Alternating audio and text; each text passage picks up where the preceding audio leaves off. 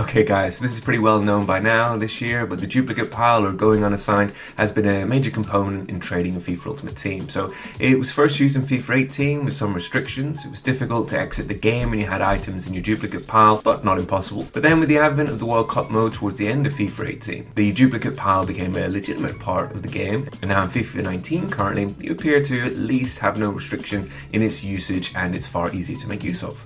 So the key downsides to it are you're not able to open packs when you're unassigned, and you can't snipe in the normal way or at all on console, but coming up we'll look at how you can still snipe on the web app and companion app when you are unassigned. The final downside is that you can't sort through the duplicate pile, so it will only show you 50 items at a time. And these used to be more or less in the order of when you bought them, but recently it's appeared to be a bit more of a random mishmash. So if you're going to go unassigned and go beyond those 50 items, keep in mind you may end up losing the item you want to sell at that moment deep in the swirling fog of the duplicate pile. And so to make use of the duplicate pile, it's even more simple this year. Primarily you'll win the items on open bid, but you can still snipe up to 5 items without assigning them right away, and then simply exit out and sort items later. And in the method covered in the next video in the series, you can snipe directly to your duplicate pile.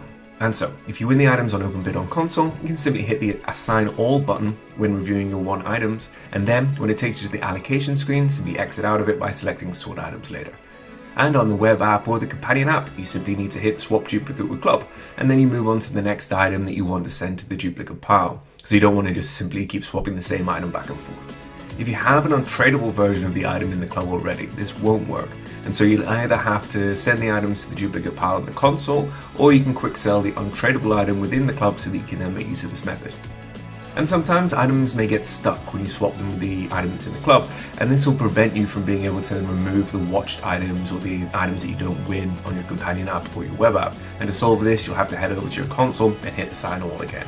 And you may need to go back to the one items list again a second time, where you will then find the stuck item, but now it's ready to be moved. So the duplicate pile for me has been great this year, mainly for when I've got like a sure thing coming up, or if I buy cards during awards, it will rebound quite quickly. Upcoming puzzle SBC predictions, they can often bring up to like a 5 times return on investment, and so if you have say 200 of a card that costs 500 coins, then you can get up to that 5 times investment on the 100,000 coins that you've invested, rather than just making a profit on a handful of cards. And so I know the most common use for the duplicate pile these days is to hold 83s until a Team of the Week SBC comes along, but that's been a lot less profitable this year. And so personally I prefer to use the duplicate pile only for shorter term rather than longer term use.